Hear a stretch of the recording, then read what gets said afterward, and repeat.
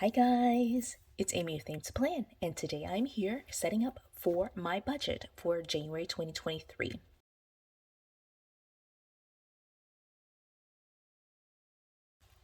So I've got a couple of items here ready to go, or at least set up here so that way I can get started for setting up for January. We are like about to get into the month, and so we gotta get on this. I'm like a little bit behind with like setting this all up. So the first thing I've got here is this set of dividers. Let me move this stuff out of the way so I can kind of get this stuff done. This is an outdated like monthly spread. It's obviously from December 2019. This is from an old student layout planner, like one of the color block layouts. And I decided to pull this month out just because January 1st starts on a Sunday, and so I picked out this one just so that way I wouldn't have to redate. But I am going to have to like just kind of remove all the December holidays and like obviously the dates here. So we're going to start off with doing that first. And as I do all of that, let me pull my white out. As I do all of that, let me talk about like what I'm planning to do here. I am planning to basically simplify my budget to like this monthly spread.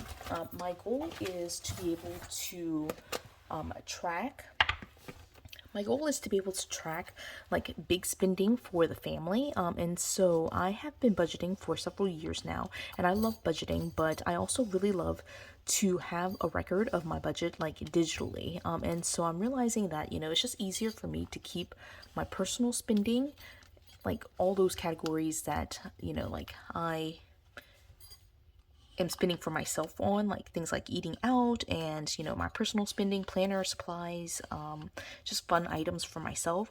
Those types of things are easier for me just to go ahead and track digitally. And so here what I'm going to be doing is setting up like our family based budget. Here are the things are that I need to track to kind of have a record for my husband and I to reference, and just to keep track of like the spending for the kids. So that's the goal here, and I'm gonna do my best to like put it all on the monthly spread. We'll see how it works. Obviously, if it doesn't work for January, then I can just adapt it and add some more pages. But yeah, so I went ahead and whited it out. You can see that. And one thing that I will do is cut off the tab. It does say December. Obviously that doesn't work since we're in January. And I have a specific location that I'm going to be putting this in, and so that will help with that. And so I did pull out my date stickers right here, and I'm going to go ahead and just use. Let me see. I was actually going to try to find a sheet that had like all 12 months on it. Let's see if I can do this. I don't know that I do have a sheet that has all 12 months on it. Okay, so I'm just going to use this sheet then. It'll be fine. I used, it looks like September, but that's okay. Alright, so I'm just going to go ahead and put January here. And I'm not going to worry about putting the year here for the time being. Or actually, maybe I should just go ahead and do it too. I was just saying maybe I should just leave the year off, but I do have some year stickers that I made for myself at some point, I thought.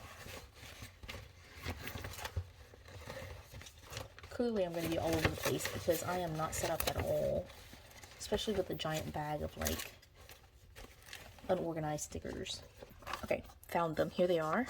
Alright, so I'm just going to pull a 2023 just to get that on there as well.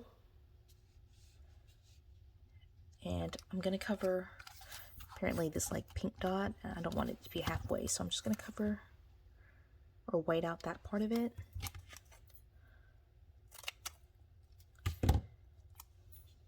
I do like it to have a consistent look, so I may or may not go back in and just like create some date stickers using the same font. So I have it for 2023, but for the time being, it looks good enough.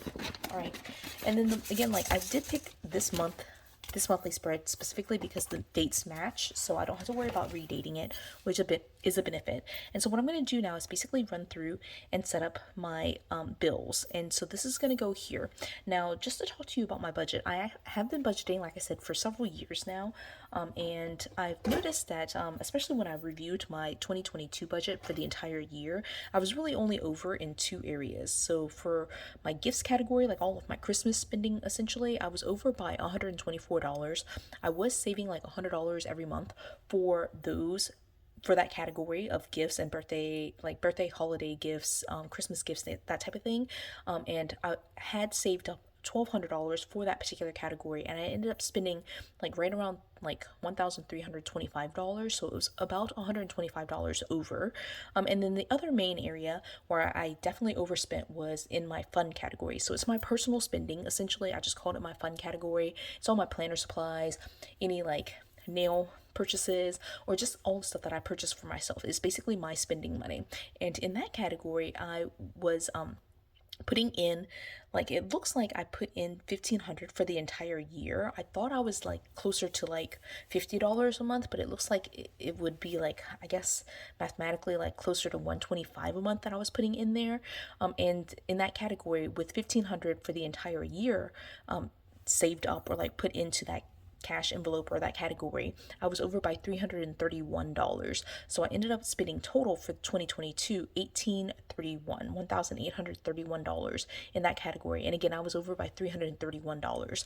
So yeah, that was definitely a big thing. So one of the things I am definitely going to be considering is doing a no spend for personal spending. And I say no spend, but it's really going to be low spend. And just like really being more intentional and mindful about spending on like planner supplies, because that's really what got me, especially towards the end of the year.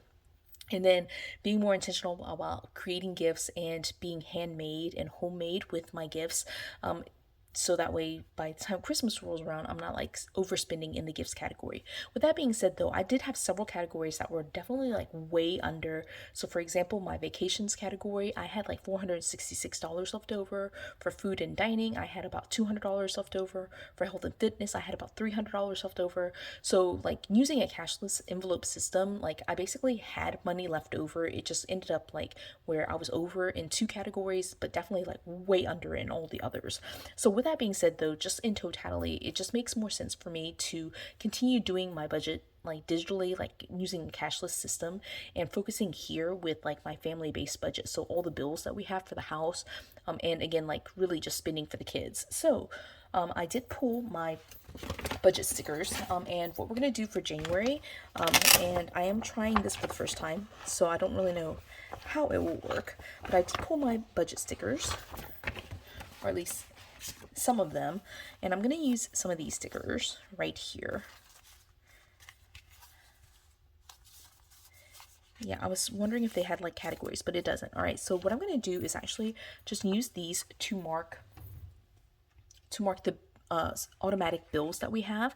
And because these are a little bit smaller, I'm actually going to put them in this like top section. Normally I like start at the bottom and go up, but I'm totally fine with going from the top going down too. So we're going to do that. Okay, so for my bills then, let me just take a look at what we've got going on. Okay, so the first one I know for sure is we have our mortgage. It comes out right here on the 2nd.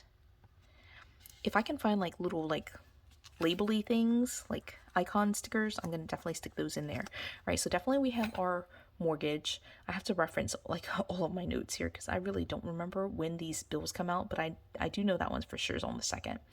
Okay, so let's see what else we've got. Okay, on the 14th, this is a random one, but and I really need to consider canceling this, but this on the 14th or somewhere thereabouts is my online subscription for Nintendo Switch.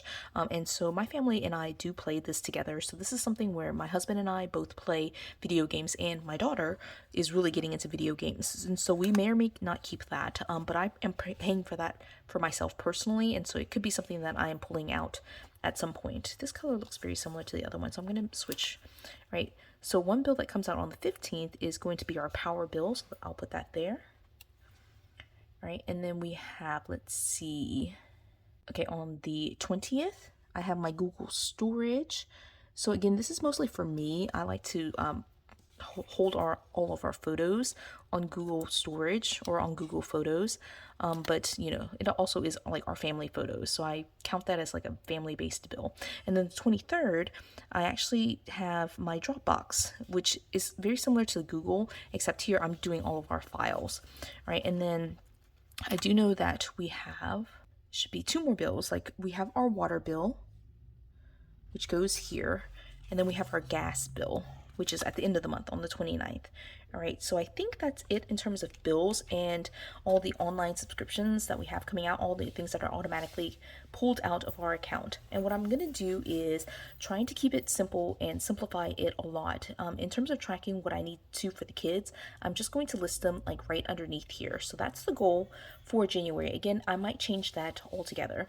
I also have pulled here this savings challenge. One of the things that I saw as I was kind of like browsing and just updating my budget, I realized that the Budget Mom, TBM is the Budget Mom, she actually has released her 2023 savings challenges for each month as a free printable, a free challenge for everyone.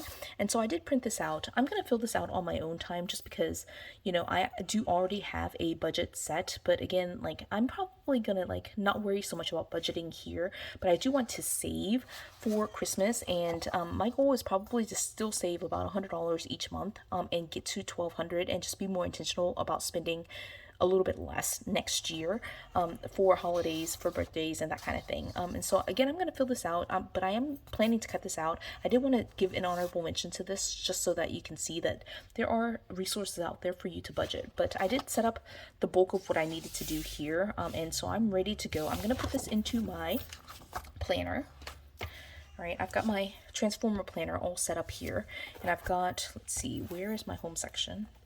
It's back here past rows. All right, and so in this home section, I do have like my, like right here, what was supposed to be a budget section, and I put in January, like a different like month, but I'm gonna pull that out and put in the new month here. All right, and so I'm gonna again simplify to just this one single monthly spread to track our family-based budget, and we'll see how that goes. So yeah, quick, short, sweet and video, short and sweet video. I hope you enjoyed this video. If you did, give it a thumbs up. If you haven't done so already, subscribe to my channel, and until the next video, bye guys.